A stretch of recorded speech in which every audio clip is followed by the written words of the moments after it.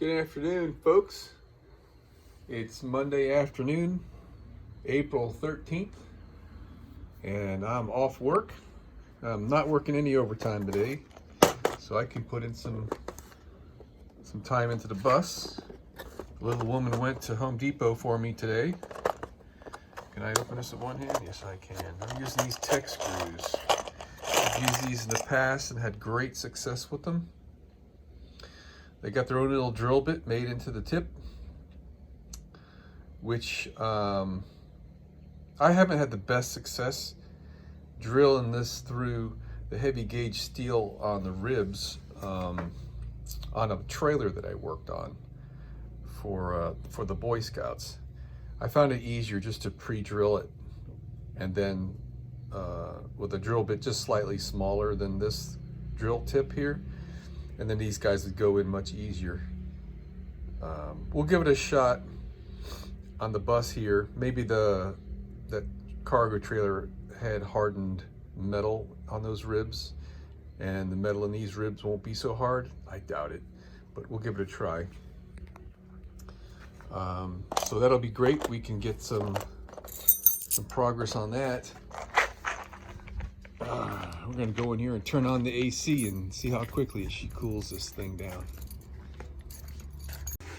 All right, so what we're trying to do now is figure out where we're gonna put all our screws. Since the screw heads can be visible, we wanna lay them out in a, decorative kind of fashion. So I figured I could put a screw halfway in the middle of this piece. It won't be in the middle of the metal part back there, but it fits within the square tubing that it is. And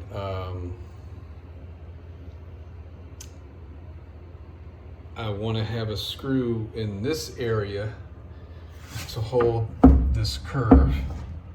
So we're going to get a screw into this horizontal piece 3 inches from the edge. So if I want to do anything here at a later date, I don't know, a trim or I don't know what, okay? At least I'll be away from the edge with my screw head. And so we can do the same thing on that side, 3 inches in at the same height. And I'll put one in the middle.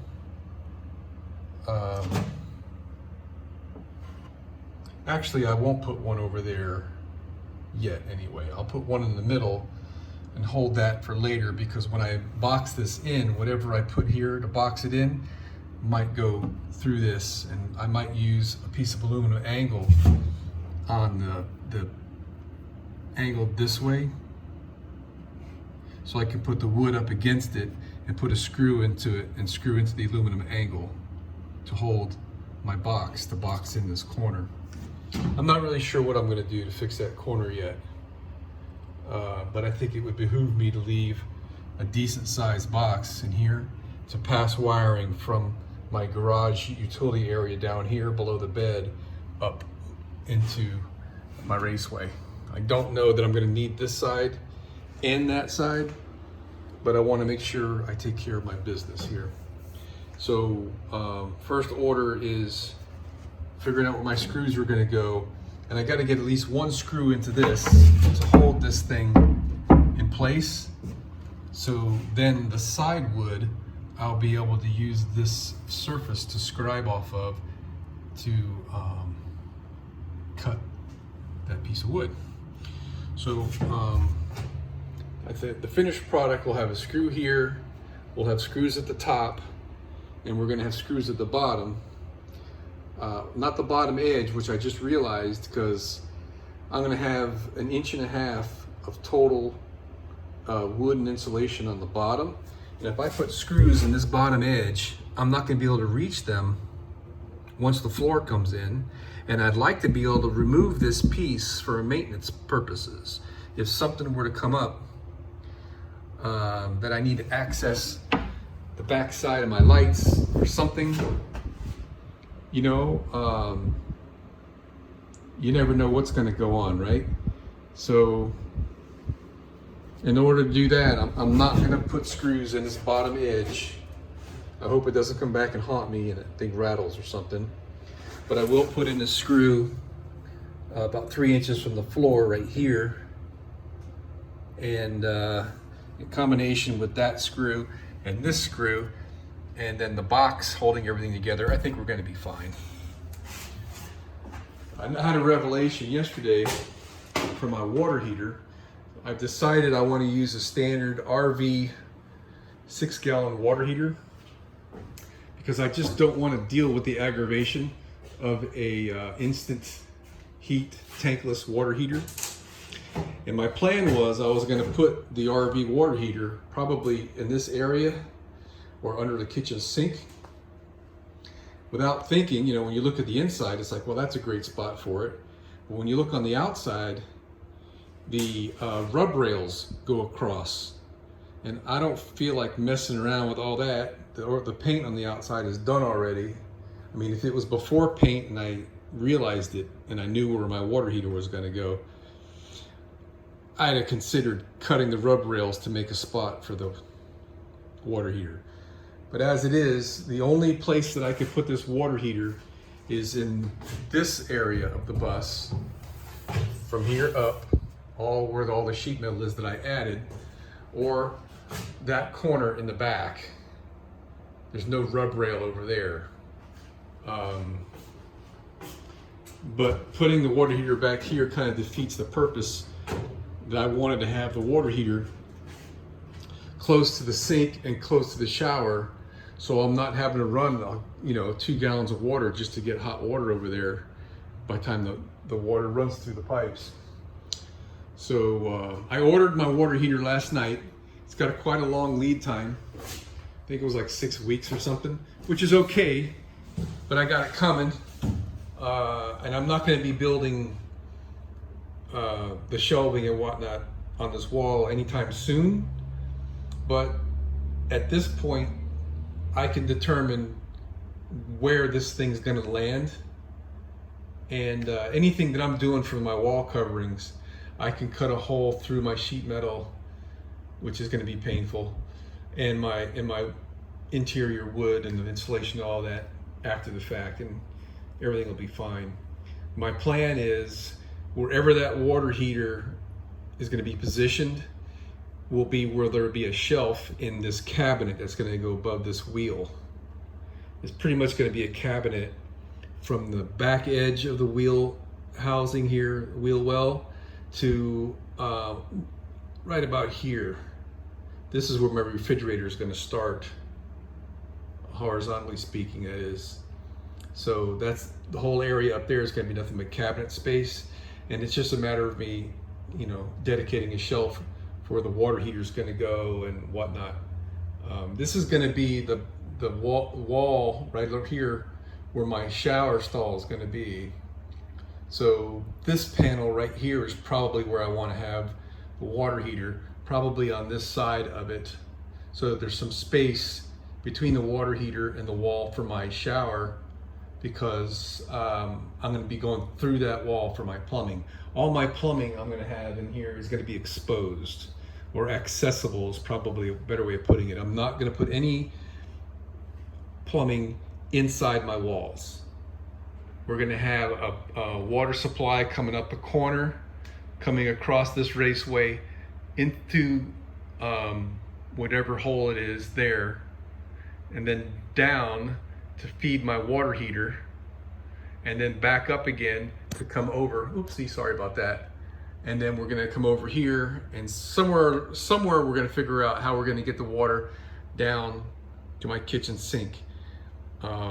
My original plan was to actually come across within the cabinetry with my plumbing, not in the wall, and then just have a channel, you know what I mean? An opening behind the refrigerator and behind the cabinet, you know what I mean? Or within the cabinet, in the back of the cabinet, and then into the kitchen sink. Kind of the other way now, because I was gonna have the water heater under the kitchen sink and then have a hot and a cold going that way to the shower. So anyway, I got off on a tangent with the water heater thing, only because, you know, we're talking walls and I'm planning out things. So Here's what we got. Here's our screw.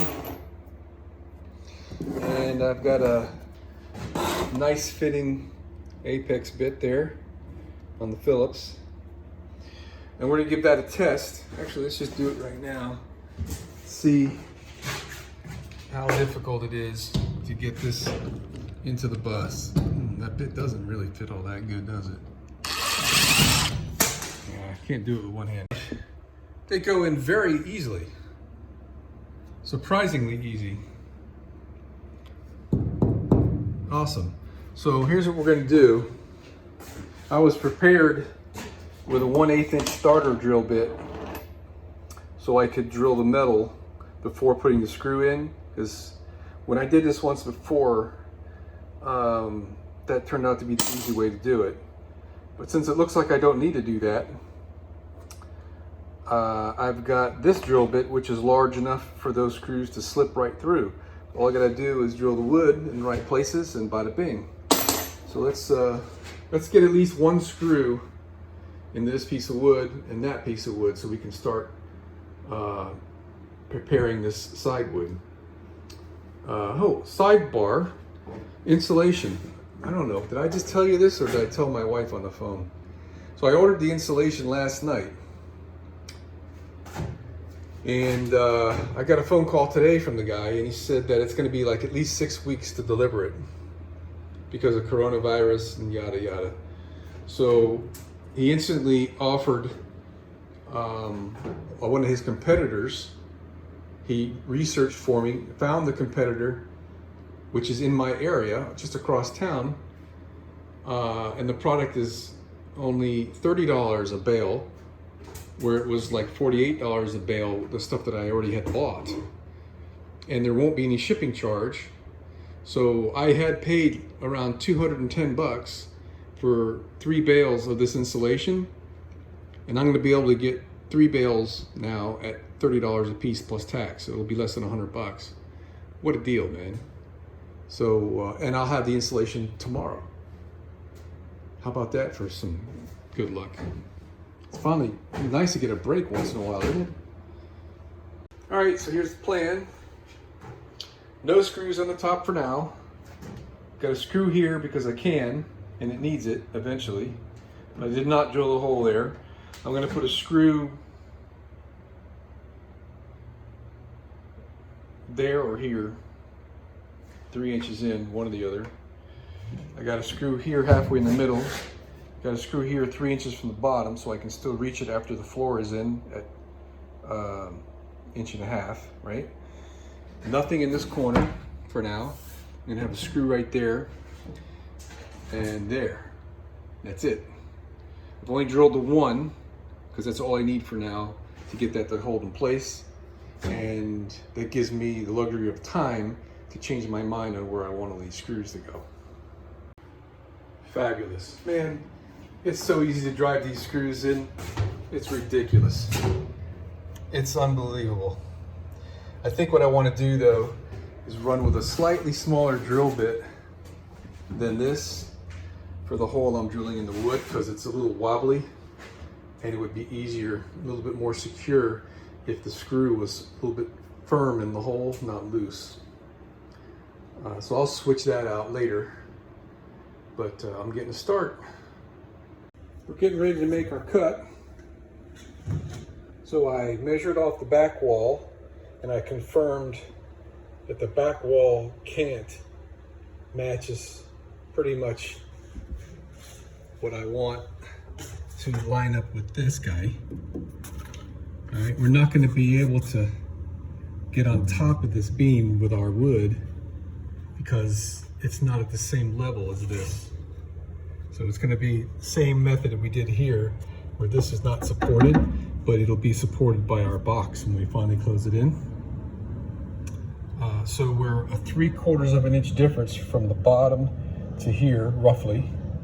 And then it's about a 3/4 of an inch difference from here to here, leaning in.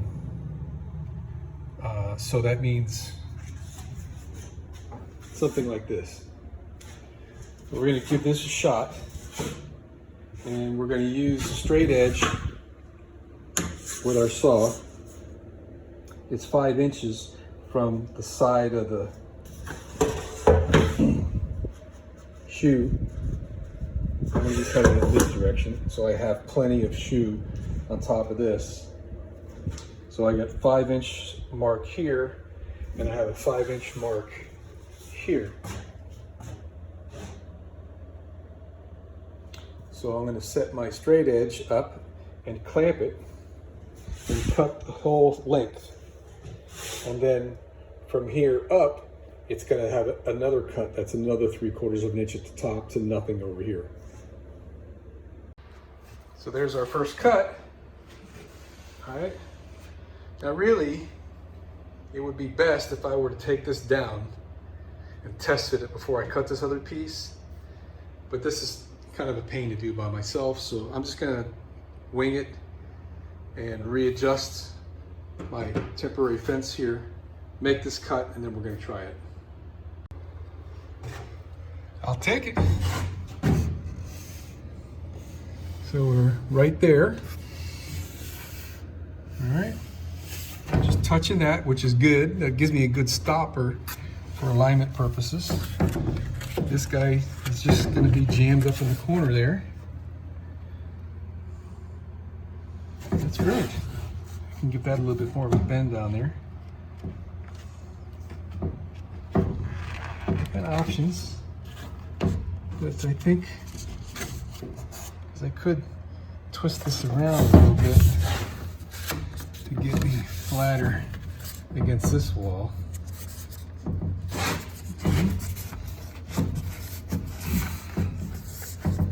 I'm gonna take it right there.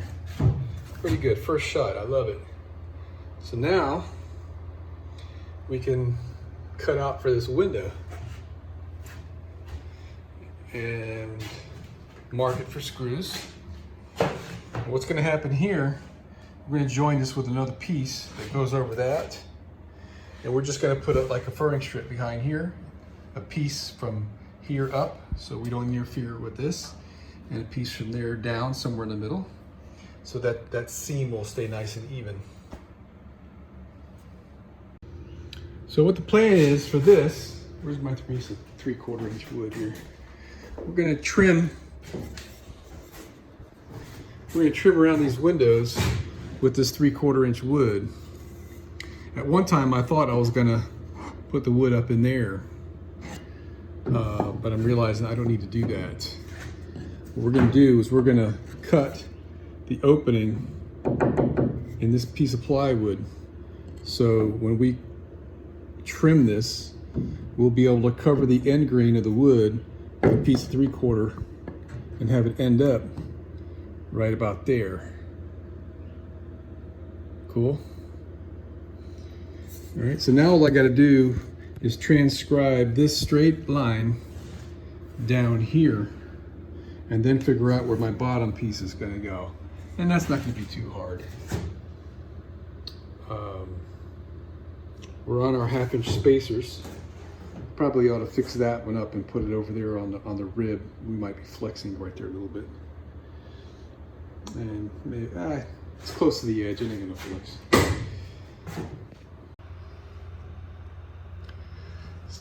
Well, I was hoping I'd get lucky with this. Put my square on here. If the window edge was square with this piece of wood, then I would just have to turn this around this way and I could make my vertical line. However,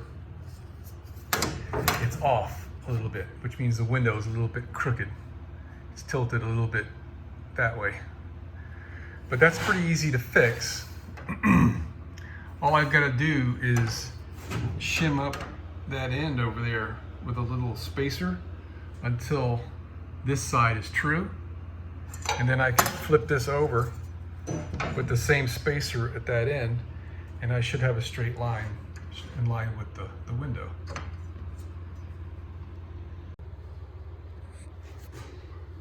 I wasn't comfortable with the measurements I was getting, and if I had a helper, I could hold the tape measure against this here and have someone else read it over there and do the same to that distance. And I kind of couldn't do it. So what I'm going to try now, I opened the window And I'm going to see if I can get a good trace on this edge and then do some math to back it over here where it needs to be.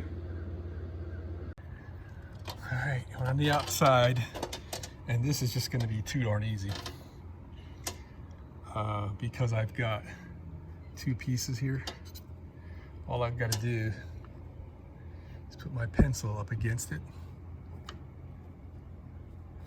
and make a line like that on both sides.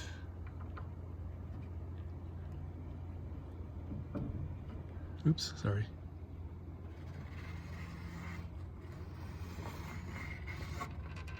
All right, so now that line is not in the right place, but it's in line with this.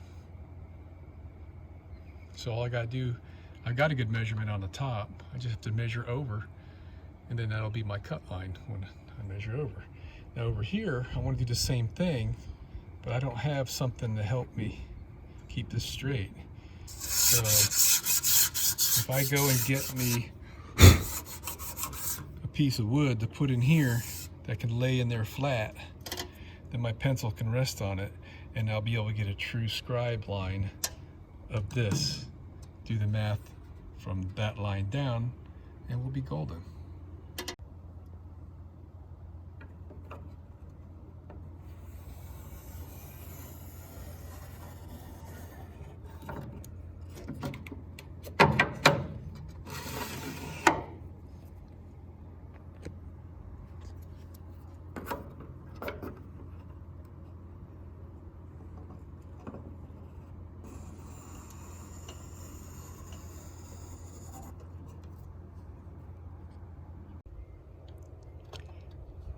One-quarter of an inch.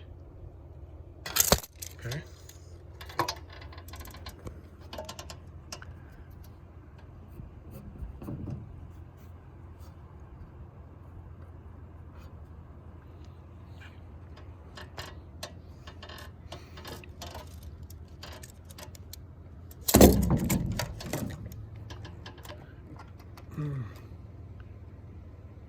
I think that's an 1/8 of an inch.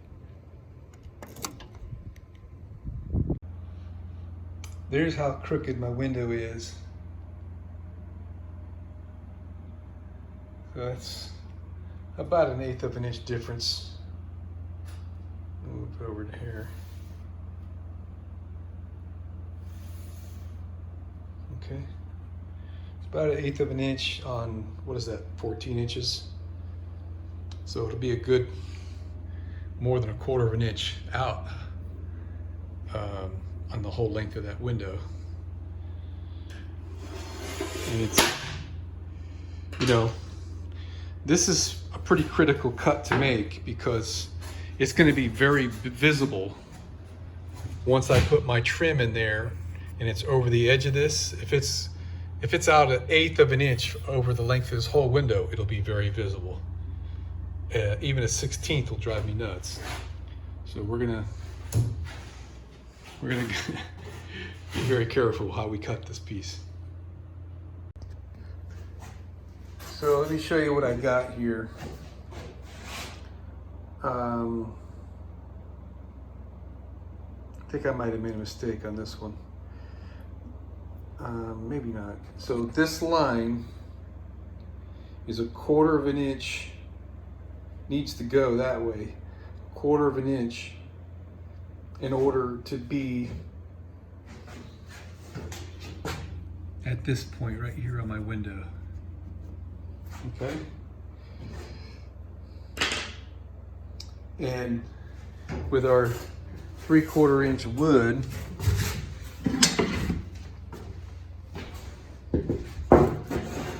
okay, that would put us flush with the top edge here. We want to be 3/4 of an inch down from there with just 1/4 inch of overlap on the bottom of the window. So I think that's supposed to be 1 inch. And I got 3/4. I have to double check that. what I did over here, this was a little easier. I already had marks that I sighted. That's the edge of the window, and that's how much wider the opening of the plywood needs to be in order for my 3/4 inch piece of plywood, hardwood, to be on the right place where the edge of the window is. So that was easy. I gotta check this one more time and see if I didn't make a mistake. I'm gonna double check my measurements, then I'm gonna dry fit it again, put it back and double check everything. And yeah, we can cut this. I just did some rechecking, and I must have cited something incorrect because I just tested the piece of 3/4 inch wood in here, laid the pencil on it, and when I bring the point out, it's 1/8 of an inch, which makes sense because it's half a pencil thickness. I don't know how I ended up with 1/4 inch. So what that tells me is this line should have been 7/8 of an inch away from this line in order for my cut to be in the right place. I'm going to leave it there because I can always cut it further. Let me go ahead and dry fit this thing. Kind of running out of daylight here. And when I plug in my light, it's kind of far away from the work area down here. I don't have another one of those. If I did, that would be nice. I think I've actually got another light fixture like that, but the transformer's bad in it, or the ballast. I think I'll make that my homework assignment after I have something to eat and test fit this piece.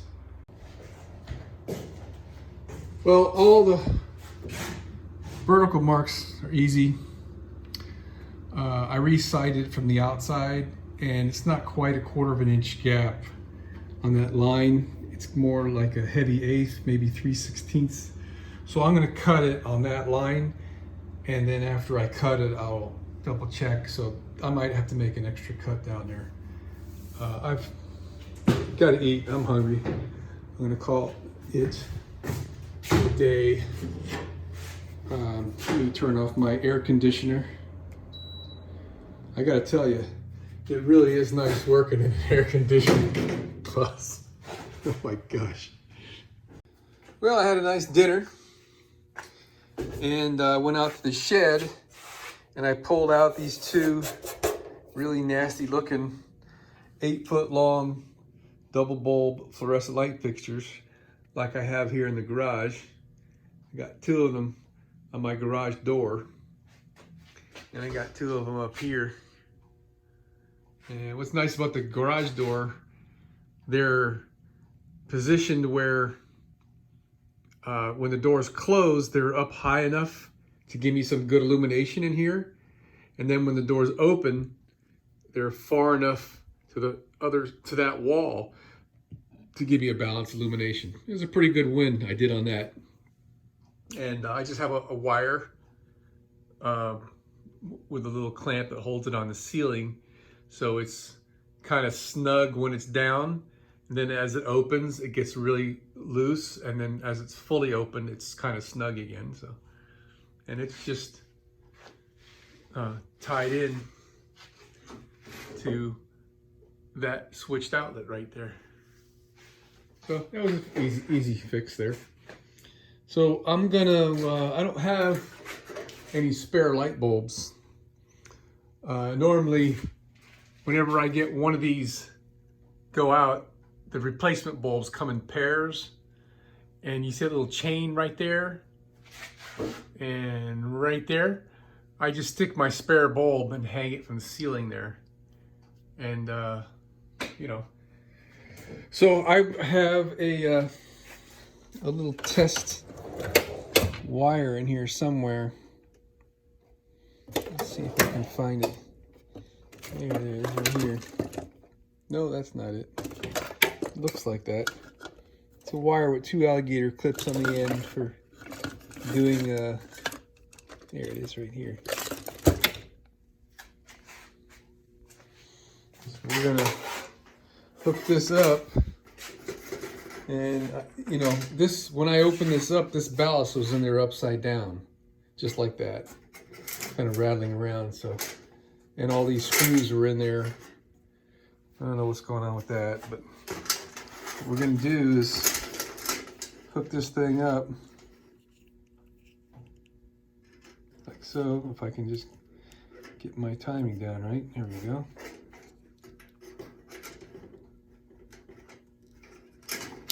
All right, then we're gonna borrow a couple of bulbs from here and plug it in and see if the ballast is any good. My guess is this is the one that works, because that looks like what I had to do because those little clips were missing. That looks like my work. How about that? Works like a champ. And that's the cleaner looking one. So I'm gonna clean it up a little extra. I'm gonna mount the ballast like it's supposed to be mounted in there. Put my lids back on. Well, eventually. I'm gonna screw that to the ceiling of the bus in the back.